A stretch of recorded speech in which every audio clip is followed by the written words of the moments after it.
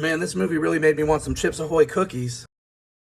So I just got done watching Hatchet II for the very first time, directed by, again, Adam Green, who directed the first one. Danielle Harris takes over as the lead girl, Marybeth. I don't know what happened to the first girl, but, you know, Danielle Harris did a good job of sounding just like the girl in the first movie. She also kind of looks like her, too. So, you know what? Normally I hate it when they recast people for lead roles in movies, but I was okay with it here. Plus, this is just like a B slasher movie anyway, so who cares? I should probably say spoiler warning as well. So this movie picks up right after the first one. Marybeth escapes from the swamp from Victor Crowley's clutches. She finds her way to a little shack in the woods where this guy finds out who her father is, which plays in later, tells her to get the fuck out of my house. I don't want anything to do with you or your family. Followed by him getting decapitated by his own intestines at the hands of Mr. Crowley. That was great. Anytime someone gets decapitated, and they love to just decapitate people so easily as if they're made of Legos, and they spray blood all over the place. I love it. Buckets of blood. So anyway, Marybeth goes and finds Tony Todd, tells him what happened. He's mad because Victor Crowley's killing people where he used to do tours, so they closed the swamp. So after some back and forth, he agrees to go into the swamp with her. He gets a whole bunch of people, some lowlifes and stuff together, mercenary types. I use the word mercenary very loosely with these people, to go in there and hunt down Victor Crowley, essentially. And man, this movie kind of drags for a little bit. Like, it's a simple plot. They just gotta get the people together, go out in the swamp, and hunt Victor Crowley. But for some reason, it takes a while for them to get out to the swamp. It takes a while for them to interact with Victor Crowley and find him. And I was kind of looking at my phone a little bit throughout this. Shout out to Tubi, though. I got to watch the movie for free, so that's cool. All of these movies are on Tubi, by the way. But once the kills start up again, it is pretty entertaining. We watch a guy get his head bashed in by a hatchet. Another guy gets his face ripped off by a boat propeller that he is shoved into at the hands of Victor Crowley. That was pretty sweet. This guy is fucking his ex-girlfriend in the swamp. He gets beheaded while he's fucking her doggy style. After, in the middle of sex, she tries to get him to say, "Oh, tell me you love me more than baby Jesus," and he's like, "Oh, I can't say that." He gets decapitated. She's like, "What happened? You fall asleep back there?" And then she gets a hatchet to her fucking coochie cooch, which is great.